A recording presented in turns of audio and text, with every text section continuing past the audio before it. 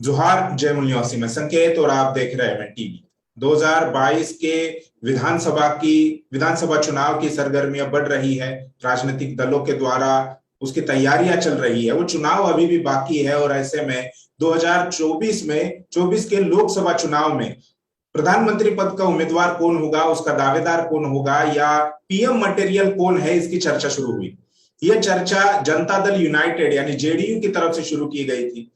Janata Dal United यानी JDU के राष्ट्रीय बैठक में यह प्रस्ताव पारित हो गया था। उन्होंने प्रस्ताव पारित किया था कि नीतीश कुमार जो है वो पीएम मटेरियल है। उसके बाद केसी त्यागी इन्होंने एक प्रेस कॉन्फ्रेंस की, एक प्रेस वार्ता की। उस प्रेस वार्ता में उन्होंने कहा कि एनडीए की तरफ से जेडीयू का समर्थन प्रधानमंत्री अभी जो प्रधानमंत्री है नरेंद्र मोदी, उनको ही हमारा समर्थन है या वही हमारे कैंडिडेट होंगे, लेकिन नीतीश कुमार जो है वो पीएम मटेरियल है। जब नीतीश कुमार जी से मीडिया वालों ने जो पूछा कि ये क्या चर्चा हो रही है, तो नीतीश कुमार ने इस चर्चा को बेवजह चर्चा बताई कि ये फालतू की चर्चा है, ये चर्चा नहीं होनी चाहिए। लेकिन अगर ये बेवजह की चर्चा है तो जेडीयू की राष्ट्रीय बैठक में इस प्रकार का प्रस्ताव क्यों पारित किया? 2024 के लोकसभा चुनाव में अभी भी समय है। 2022 के विधानसभा के चुनाव पूरे नहीं हुए हैं और ऐसे में जेडीयू ने यह चर्चा क्यों शुरू कर दी?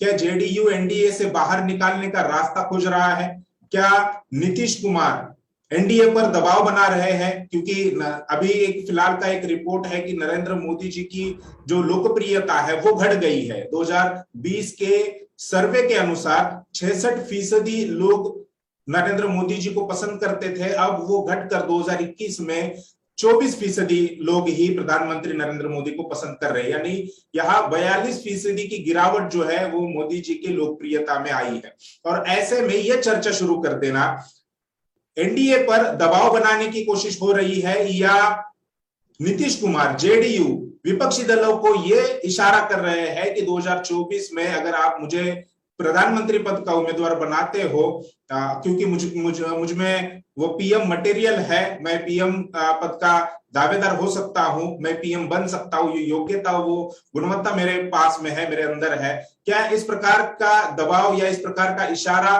वो विपक्षी दलों को करना चाहते हैं? और 2022 के विधानसभा चुनाव से पहले इस चर्चा के क्या मायने हैं?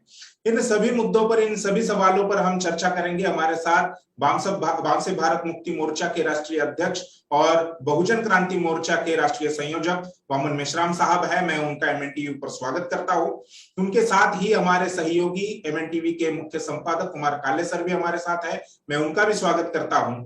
और मेश्राम साहब से जो अभी फिलहाल की जो गतिविधियां है, राजनीतिक जो हलचल हो रही है, उसको लेकर मैं सवाल पूछना चाहता हूं कि बिहार के सभी राजनीतिक दल, उसमें सत्ता में शामिल दल और विपक्षी दल, इन सभी ने मिलकर प्रधानमंत्री नरेंद्र मोदी से मुलाकात की। विषय था जातीय जनगणना का। हालांकि प्रधानमंत्री से कोई सकारात्मक बात सामने नहीं आई। प्रधानमंत्री ने केवल ये कहा कि हम देखते हैं कि हमसे क्या बनता है, हम क्या कर सकते हैं। लेकिन इस मुलाकात की आप क्या मायने लगाते हैं? क्या किसी प्रदेश को अपने स्तर पर, अपने राज्य में इस प्रकार की जनगणना करने का कोई कानूनी अधिकार है? क्या ये जनगणना का जो कानून है, राष्ट्रीय जनगणना का जो कानून है, इससे अलग है?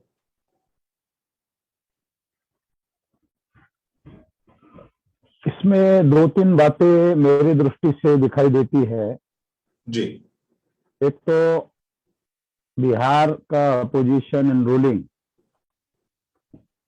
ये जो तमाम बैकवर्ड क्लासेस के नेता है, मंत्री है और अपोजिशन पार्टी के लोग हैं, वो मिलकर मुख्यमंत्री के नेतृत्व में प्रधानमंत्री को डेलीगेशन लेकर गए। पिछली बार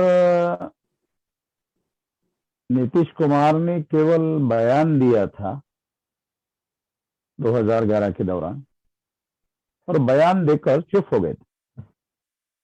अब की बार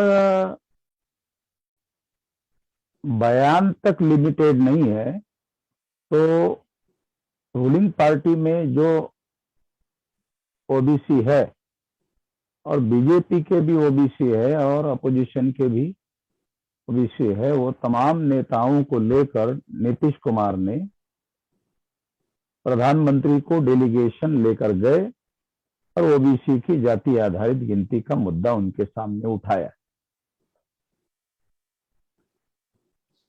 तो ये राजनीतिक गतिविधि है।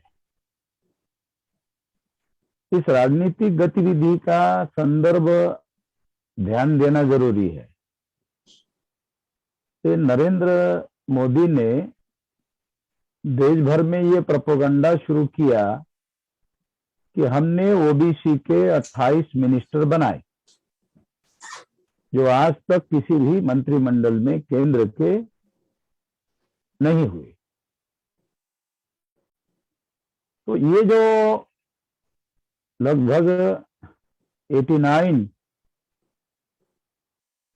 मंत्री या 79 मंत्री है उनके, उसमें से 28 मंत्री ओबीसी के बनाए, इस बात का राष्ट्रीय स्तर पर नरेंद्र मोदी और भाजपा ने प्रचार शुरू कर दिया और जन आशीर्वाद यात्रा उन मंत्रियों को लेने के लिए नरेंद्र मोदी ने कहा।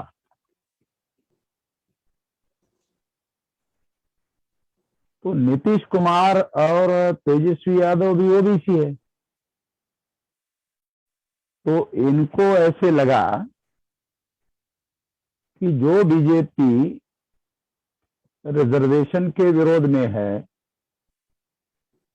और आज तक विरोध में रही है, उसने नीट के समर्थन में फैसला किया, 28 मिनिस्टर बनाया, तो ओबीसी के लोगों का झुकाव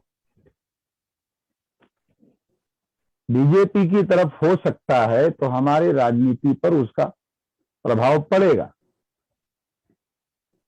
ऐसा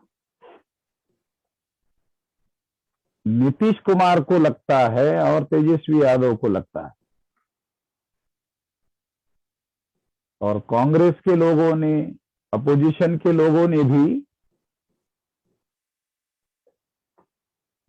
इसको काउंटर करने की स्ट्रेटेजी प्लान की और काउंटर स्ट्रेटेजी के तहत ओबीसी की जाति आधारित गिनती का मुद्दा उछाला जा रहा है, ऐसा मुझे लगता है।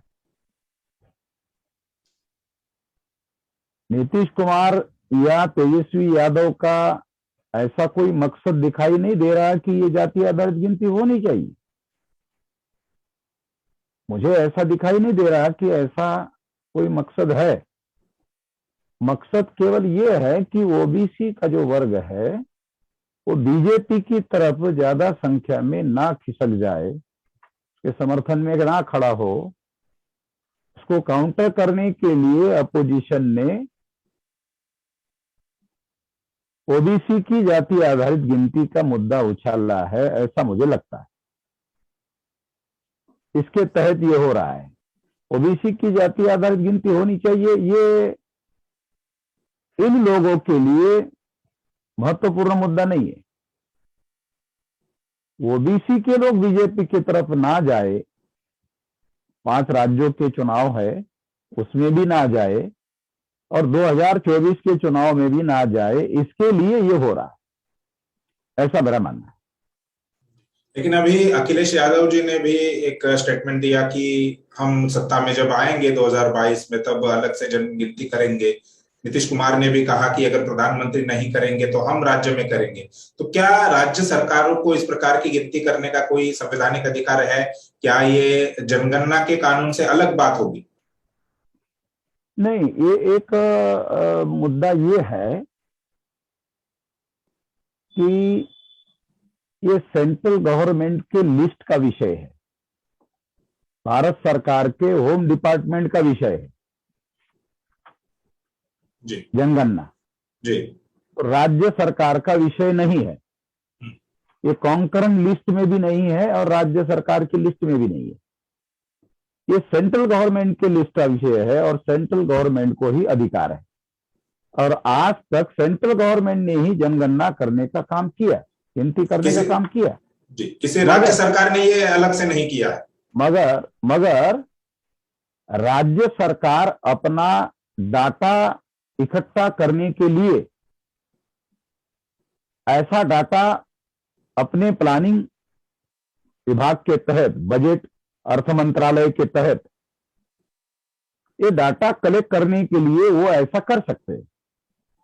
निशांत जी, उसी को लेकर मेरा सवाल है कि जैसे अभी महाराष्ट्र में पंचायत राज के चुनाव में जो बैकवर्ड क्लासेस को जो रिजर्वेशन था वो सुप्रीम कोर्ट ने स्ट्रक डाउन किया, और उस समय एक बात चर्चा में आई थी कि सुप्रीम कोर्ट में इंपेरिकल डाटा की जरूरत थी जो स्टेट गवर्नमेंट के द्वारा उस समय के रखा नहीं गया था। तो अभी एक डिमांड चल रही है कि इंपेरिकल डाटा होना चाहिए, और इंपेरिकल डाटा जो है वो स्टेट गवर्नमेंट अपने कमीशन के द्वारा या कोई इंडिपेंडेंट व्यवस्था बनाकर कर सकता है। तो बिहार हो या अलग अलग ऐसे 9 राज्यों ने अपने राज्य सरकारों के द्वारा जाति आधारित गिनती की रिजोल्यूशन असेंबली में पारित भी किए हैं। अगर सेंट्रल गवर्नमेंट नहीं करती तो क्या ये स्टेट गवर्नमेंट अपने जो बैकवर्ड क्लासेस के कमीशन है, ट्राइब कमीशन है, शेड्यूल कास्ट का कमीशन है, तो इसके आधार पर वो इंपेरिकल डाटा अपने अपने स्टेट का जमा कर सकते हैं क्या? जमा करने के लिए देखो, राज्य सरकार के पास जो अधिकार है वो अपना बजट विधानसभा में पारित करते हैं जी। उसी के अंतर्गत डाटा कलेक्ट करने का अधिकार उनके पास है। बजट बनाने के लिए डाटा चाहिए, और वो डाटा जो है वो सेंट्रल गवर्नमेंट के पास 10 साल का होता है। राज्य सरकार हर साल अपना डाटा अपडेट कर सकती है और उसको आधार बनाकर प्लान बना सकती है। इसके लिए उसके पास डाटा चाहिए, और ये डाटा कलेक्ट करने के लिए कानूनी रूप से उनको कोई अवरोध नहीं है।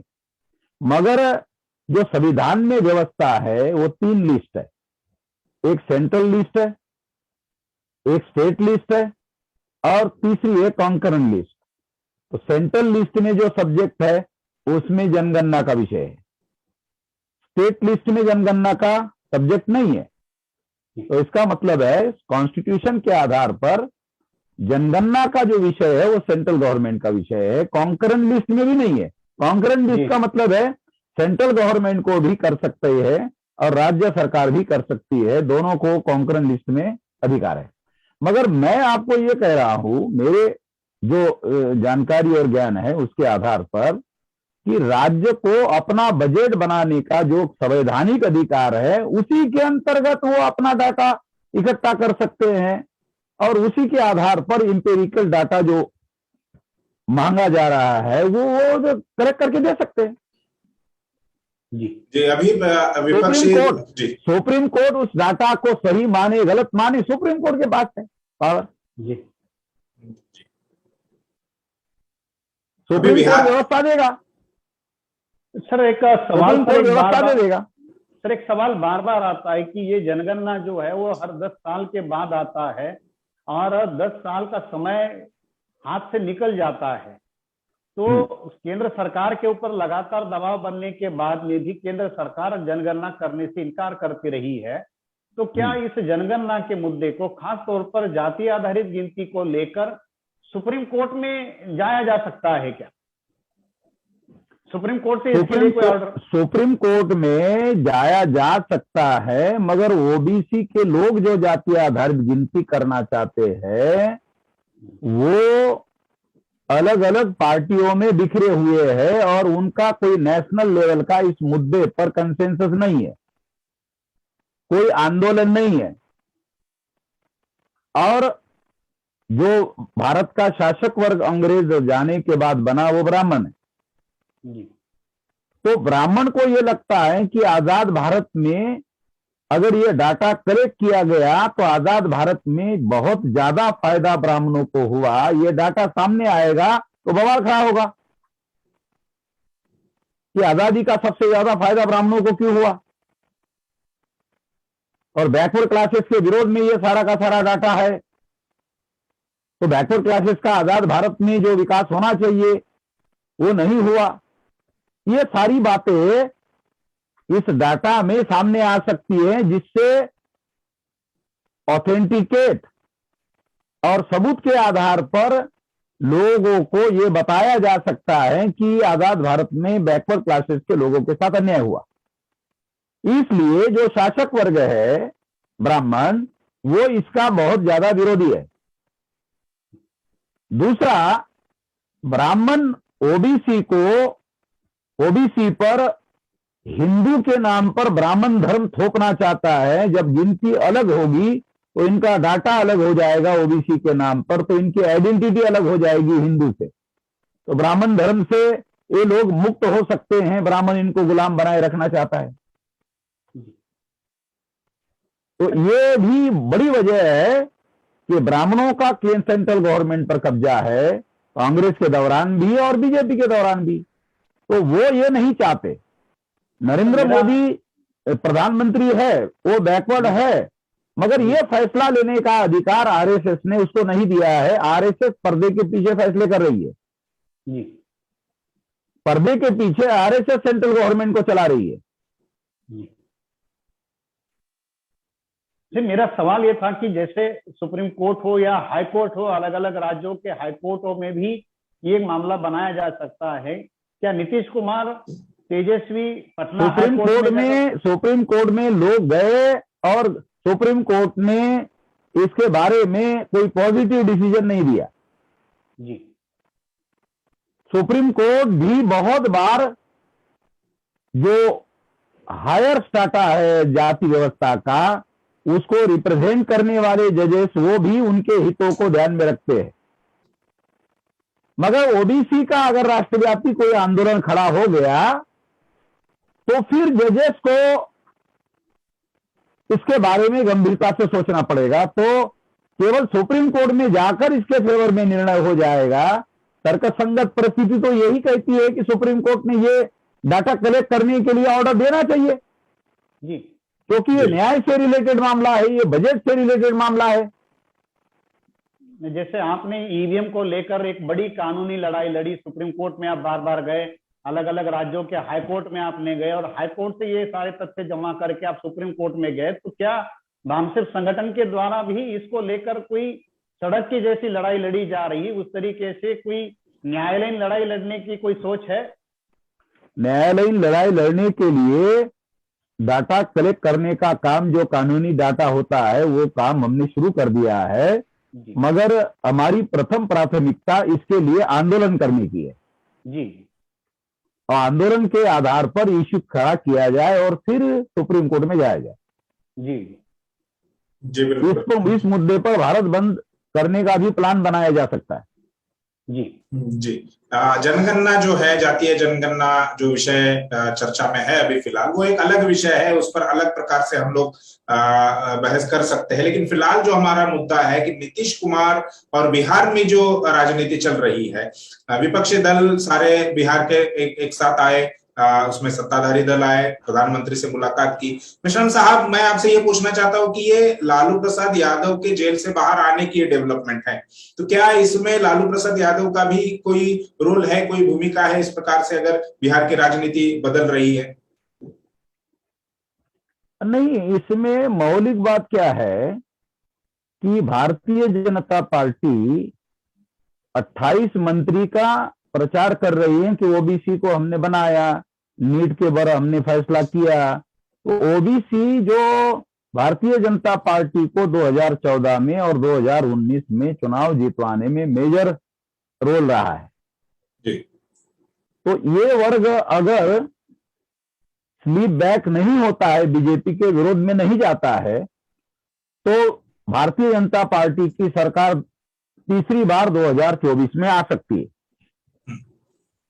तो वो ना आए, इसलिए अपोजिशन पार्टी के लोग इस मुद्दों को काउंटर करने के लिए ओबीसी की जनगणना का मुद्दा उठा रहे हैं, क्योंकि आरएसएस और बीजेपी ओबीसी की जनगणना का समर्थन नहीं कर सकते। जी। ये जो समर्थन नहीं कर सकते तो ये अपोजिशन आंदोलन करेगा तो ओबीसी के जो लोग हैं उनको ऐसा लगेगा अरे बीजेपी हमारे फेवर में नहीं है। तो ओबीसी के लोग 2024 के चुनाव में ओबीसी के विरोध में स्टैंड ले सकते हैं। इसके लिए ये माहौल गरमाया जा रहा है और हो सकता है 2024 तक ये मामला बड़ा आंदोलन का रूप धारण कर ले। जी। अभी ये पीएम मटेरियल की बात हो रही है, तो ये शब्द बार बार मीडिया के द्वारा भी इस्तेमाल किया जाता है, तो वाकई सर ये पीएम मटेरियल क्या होता है? आम लोगों को अगर समझना है कि भाई ये पीएम मटेरियल की क्या एक क्वालिटी है। शब्द तो ऐसा आता है कुमार जी एक शब्द अंग्रेजी में आता है रॉ मटेरियल। जी अंग्रेजी में शब्द आता ना एक रॉ जी मटेरियल। जी ईटा रोड़ा जो मतलब कंस्ट्रक्शन के काम में लगता है। दूसरा एक अंग्रेजी शब्द आता है वेस्ट मटेरियल। जी और एक नया अंग्रेजी का शब्द अभी अभी प्रचार में आ रहा है, वो पीएम मटेरियल। पहले ये ज्यादा प्रचलन में नहीं था। जी ये इसको आधार बनाकर प्रचार किया जा रहा है, या जेडीयू ने नेशनल लेवल पर अपने मीटिंग में रेजोल्यूशन पास किया है। जी जी और ये नीतीश कुमार के उपस्थिति में पास किया है। तो वो सब्जेक्ट फालतू कैसे हो सकता है जैसे नीतीश कुमार कह रहे हैं? जी अगर वो राष्ट्रीय अध्यक्ष नहीं है, उस पार्टी के मुख्यमंत्री है और वही पार्टी के नेता है, जी है? हाँ तो उनके उपस्थिति में चर्चा हुई और ये निर्णय हुआ, तो वो सब्जेक्ट फालतू कैसे हो सकता? एक तो ये बात है।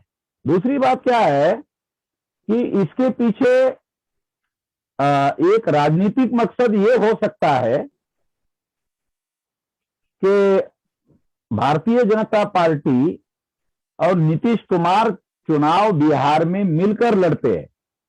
जी ये पहला विधानसभा का चुनाव है जिसमें नीतीश कुमार के पार्टी के एमएलए कम चुनकर आए और बीजेपी के ज्यादा आए। जी तो नीतीश कुमार ने ये कहा कि बीजेपी के ज्यादा आए, बीजेपी अपना मुख्यमंत्री बनाए।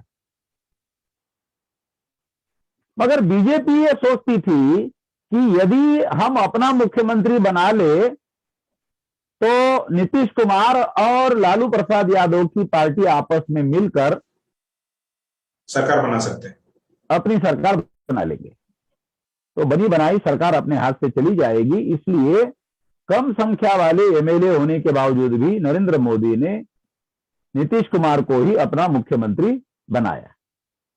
मगर एमएलए ज्यादा है, मंत्री ज्यादा है, तो सरकार चलाने में अंदर ही अंदर दबाव महसूस कर रहे हैं नीतीश कुमार या जेडीयू के लोग।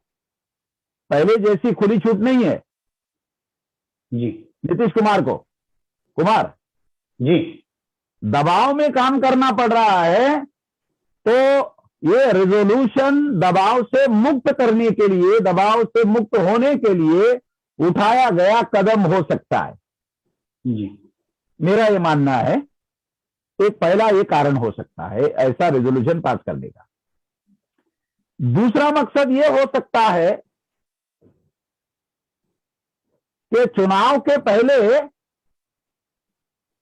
वो ऑल अपोजिशन के लोगों को संकेत देना चाहते हैं कि यदि आप मुझे पीएम कैंडिडेट बनाते हो तो मैं ये छोड़ छाड़ करके वापस आता हूं। जी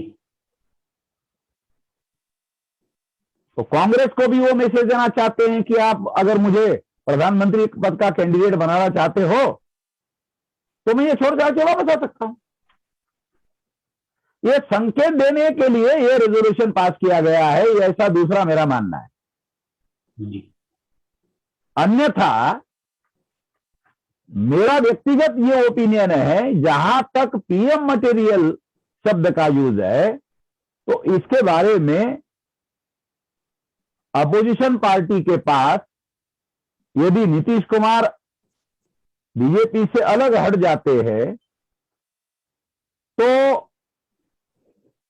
अपोजिशन के पास 3 कैंडिडेट हो जाएंगे पीएम मटेरियल के। एक ममता बनर्जी, दूसरा शरद पवार और तीसरा जो है नीतीश कुमार। मेरा व्यक्तिगत राय यह है कि नीतीश कुमार में 2 प्लस पॉइंट है। एक एडमिनिस्ट्रेटिव स्किल और दूसरा है पवार साहब के तुलना में उम्र का कम होना। जी ये प्लस पॉइंट है। और पवार साहब जो है ज्यादा सीनियर है, जी सर। ज्यादा अनुभवी है, एडमिनिस्ट्रेटिव स्किल के बारे में उन्होंने अपने जीवन काल में लोहा मनवाया है, जी। और पीएम मटेरियल के कंपैरिजन में नीतीश कुमार के तुलना में उनके पास पीएम मटेरियल ज्यादा है। अभी बीच में तो नीतीश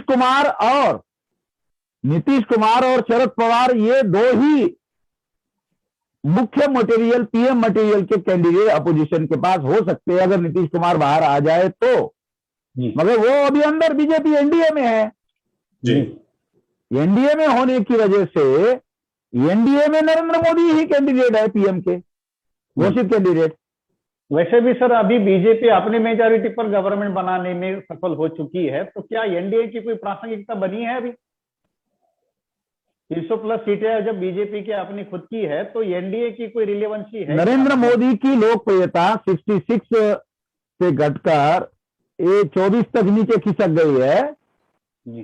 तो और परिस्थितियां, मान लो उत्तर प्रदेश में चुनाव अगर बीजेपी हार जाती है तो आरएसएस शायद किसी और कैंडिडेट को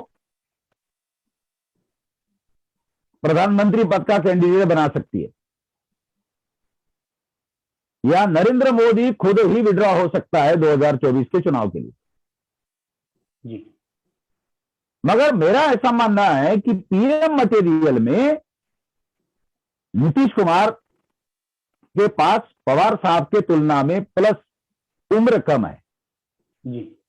एडमिनिस्ट्रेटिव स्किल है, स्वच्छ छवि है, ईमानदार छवि है, केंद्र के राजनीति में भी उन्होंने काफी केंद्र के राजनीति का भी तजुर्बा है। जी जी। पवार साहब के तुलना में 19 बैठते हैं। अगर नरेंद्र मोदी वर्सेस नीतीश कुमार की लड़ाई होती है तो नरेंद्र मोदी थोड़ा भारी पड़ सकते हैं,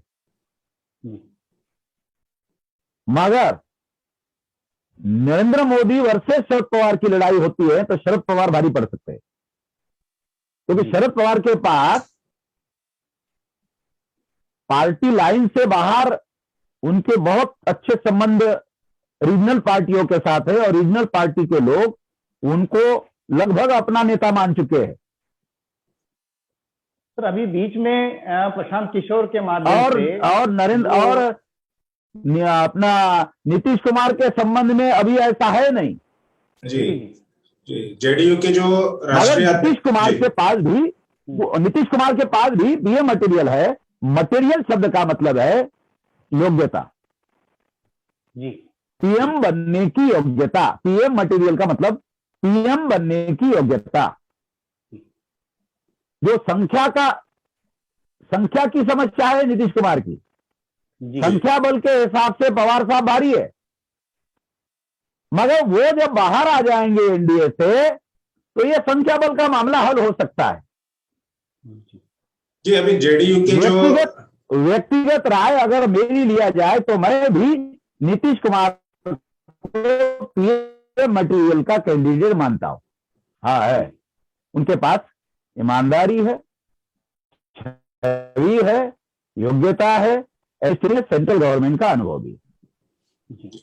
क्या ये 2019 में ही अगर ये बात सामने आ जाती, या नीतीश कुमार इस प्रकार का बयान देते, या विपक्षी दल इस प्रकार की सोच रखते और नीतीश कुमार को प्रधानमंत्री पद का उम्मीदवार बना देते, तो क्या वो पासा पलट सकता था 2019 के चुनाव में?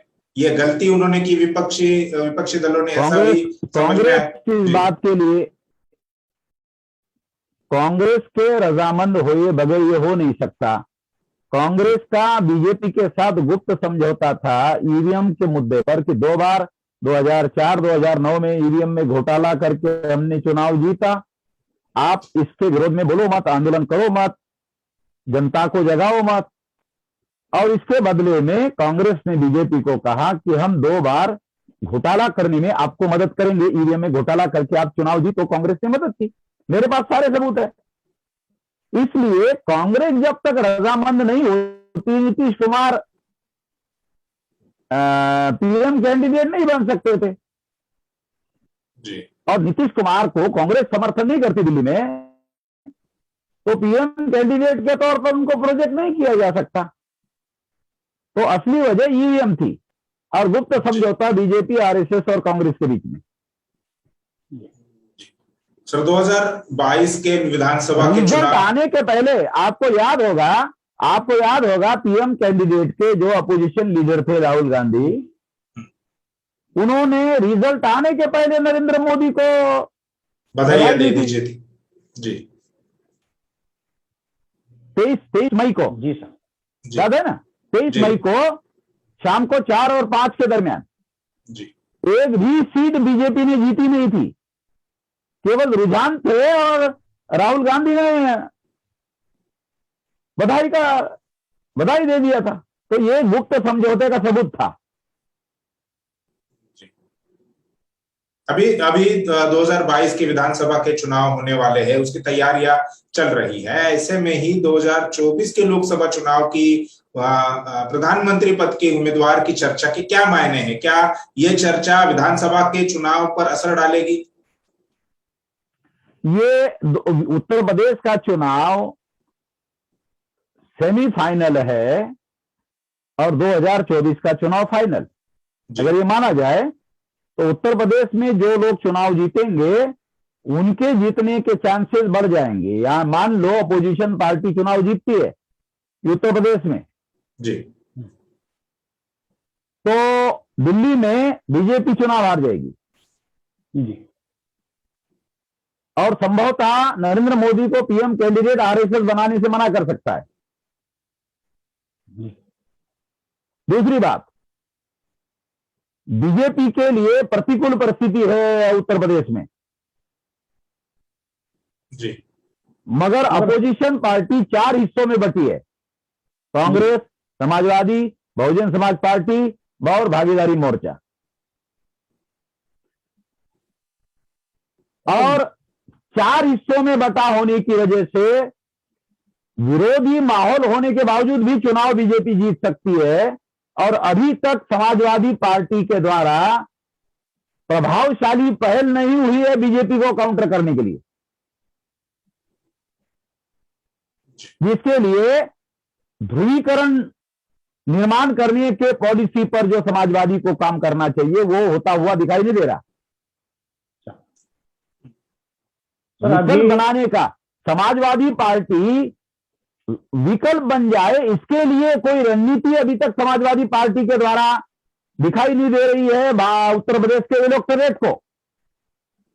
जी, बिहार के नेता और समाजवादी पार्टी का यह सोच कि जनता ही बदलना चाहती है, तो जनता तो असंगठित होती है, संगठित करने का काम पार्टी को करना पड़ता है और पार्टी को इसके लिए रणनीति बनानी पड़ती है। ऐसा समाजवादी पार्टी की तरफ से होता हुआ दिख नहीं रहा है। जी, उत्तर प्रदेश में भले ही विपक्ष जो है वो 4 हिस्सों में बटा हुआ है और ये एक ऐसे कहा जा सकता है कि उनके बटे रहने से ही वोट का विभाजन होगा। बीजेपी के तो वोट भी कुछ घटेंगे, उनके वोट भी खिसकेंगे, जिस प्रकार का माहौल अभी कोरोना के पीरियड में था। बीजेपी के तो वोट भी कम होंगे। ऐसा तो नहीं है कि सारे के सारे बीजेपी को ही वोट देंगे। उनके पास जो 30-40% जो वोट था वो सारा का सारा बीजेपी को ही मिलेगा।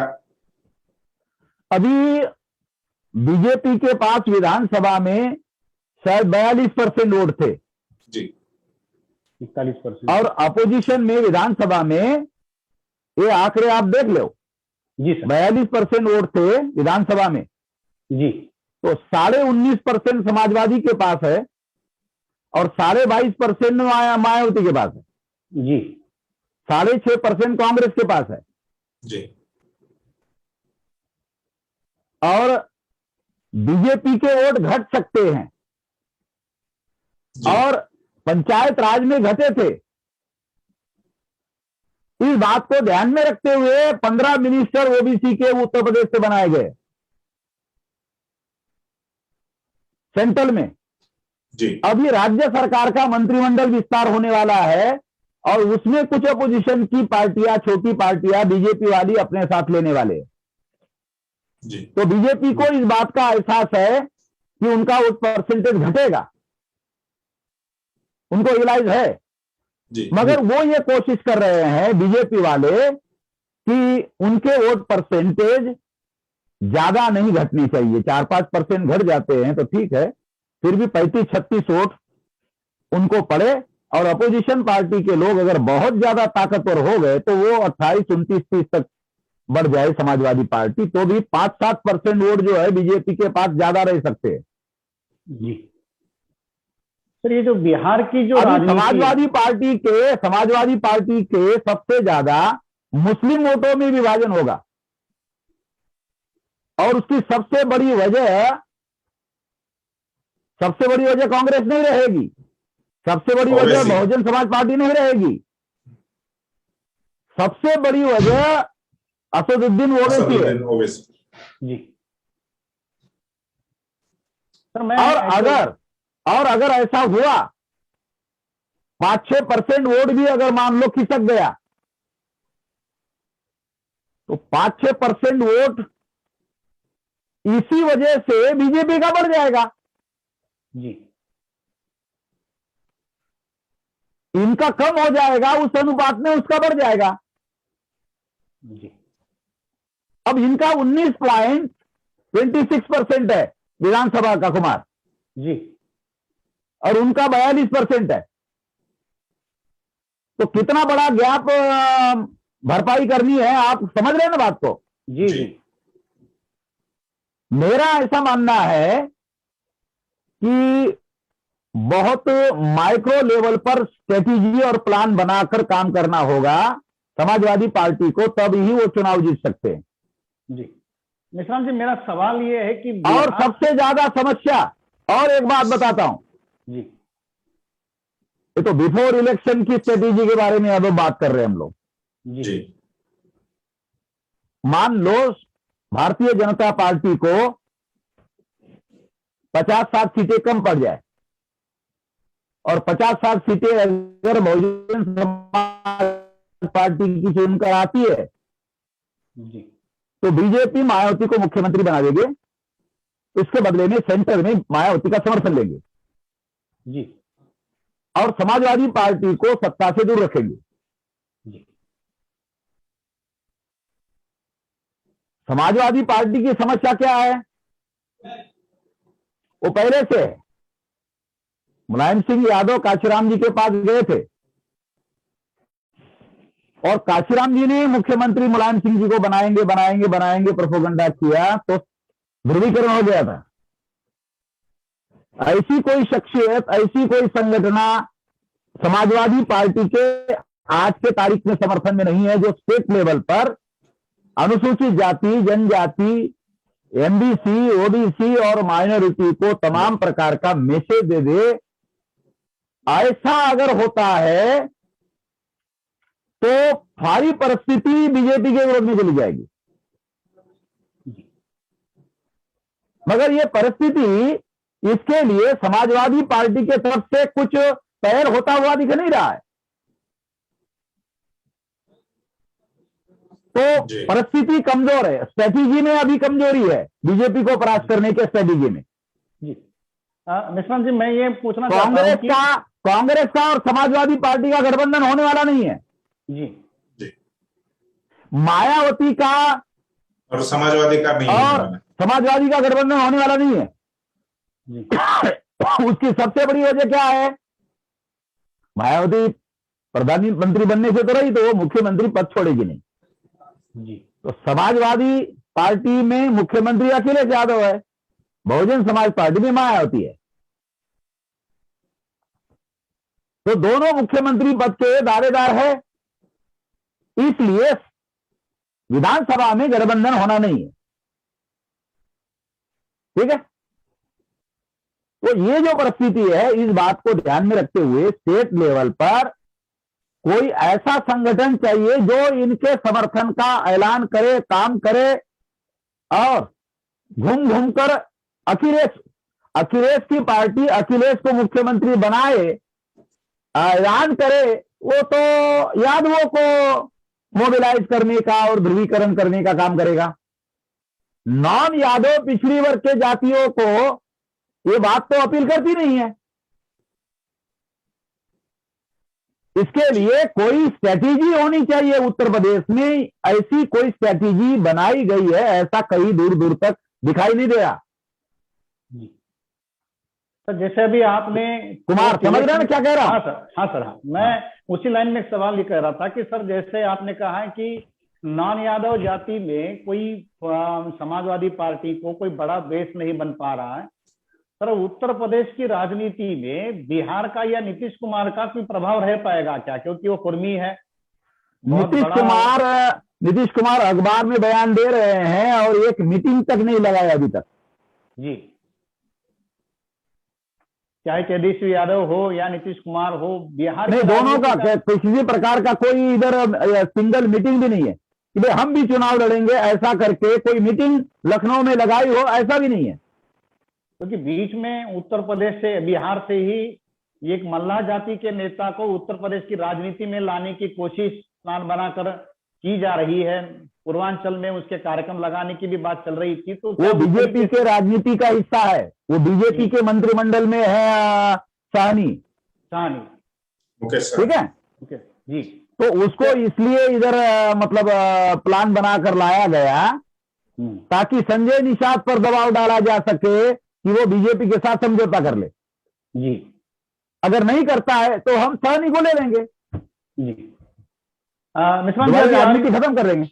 जी, अभी जैसे आपने एक पोस्ट इलेक्शन के अलायंस के बारे में बात की कि अगर बीजेपी को कुछ सीटें कम पड़ सकती है तो वो बीएसपी का साथ ले सकते हैं, तो क्या ऐसा होने की संभावना है कि जिसमें एसपी बीएसपी का पोस्ट इलेक्शन के बाद अलायंस हो और कुछ एक म्यूचुअल अंडरस्टैंडिंग के आधार पर वो अपनी सरकार चला ले?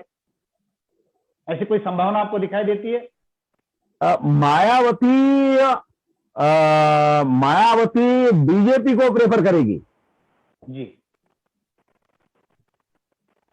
समाजवादी के बनिस्बत। जी, जो उत्तर प्रदेश की समाजी हालत है उस बात को ध्यान में रखते हुए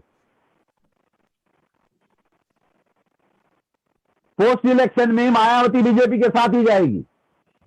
जी। क्या कारण है? उससे संकेत ये है कि वो ब्राह्मण सम्मेलन ले रही है। जी, बीजेपी के विरोध में बोलने के बजाय कांग्रेस और समाजवादी के विरोध में मायावती के बयान आ रहे हैं। जी।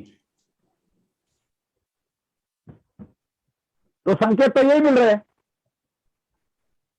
मगर समाजवादी के तरफ से बिफोर इलेक्शन स्ट्रेटेजी और आफ्टर इलेक्शन स्ट्रेटेजी, दोनों स्ट्रेटेजी पर काम करना चाहिए समाजवादी को। जी, दोनों स्ट्रेटेजी पर काम करेंगे तो समाजवादी पार्टी की सरकार बन सकती है। ऐसा बिफोर इलेक्शन के बारे में भी हमें कोई बहुत गहरी स्ट्रेटेजी बनाई गई है ऐसा दिखाई नहीं दे रहा। आफ्टर इलेक्शन के बारे में भी कोई स्ट्रेटेजी बनाई गई है ऐसा भी कोई दिखाई नहीं दे रहा।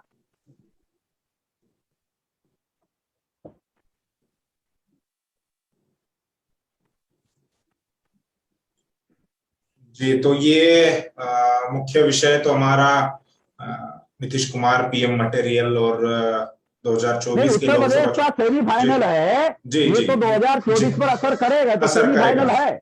जी, जी। ये भी चुनाव बहुत महत्वपूर्ण। ये उत्तर प्रदेश का चुनाव बहुत ज्यादा अहम है। 5 राज्यों का चुनाव है। वो 5 राज्यों के चुनाव का कोई मतलब नहीं, एक ही राज्य का मतलब यूपी का ही इंपॉर्टेंस है। 5 राज्यों का हो रहा है मगर इम्पोर्टेंट जो है उत्तर प्रदेश का ही है। उत्तर प्रदेश का 7 राज्यों के विधानसभा के चुनाव 2022 में होने वाले हैं, जिसमें मणिपुर है, गोवा है, गुजरात है, पंजाब है, उत्तराखंड भी है, उत्तर प्रदेश भी है। तो ऐसे 7 कुल मिलाकर 7 राज्यों के चुनाव है। लेकिन सबसे महत्वपूर्ण चुनाव जो है वो उत्तर प्रदेश के है, क्योंकि सबसे ज्यादा सीटें उत्तर प्रदेश से है, विधानसभा की भी और लोकसभा की।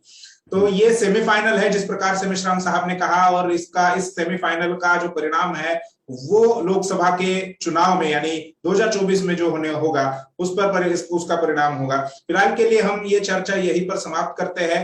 मिश्राम साहब का आभार व्यक्त करेंगे, उन्होंने हमें समय दिया और नीतीश कुमार या बिहार में जो राजनीति चल रही है वो ओबीसी को बीजेपी के तरफ, ओबीसी बीजेपी की तरफ ना झुके, इसके लिए उन्होंने ओबीसी की जातीय आधारित जनगणना का मुद्दा उठाया है। ये बात उन्होंने बहुत अहम कही है। आम साधारण लोगों को इन सभी बातों पर ध्यान नहीं जाता या वो इन बातों को नहीं समझ पाते। तो मेश्राम साहब का आभार व्यक्त करते हैं, उन्होंने हमें समय दिया और महत्वपूर्ण जानकारी दी। इसके अलावा कुमार काले सर, मुख्य संपादक MNTV के, उनका भी आभार व्यक्त करते हैं और ये चर्चा यहीं पर समाप्त करते हैं। आप सभी का शुक्रिया।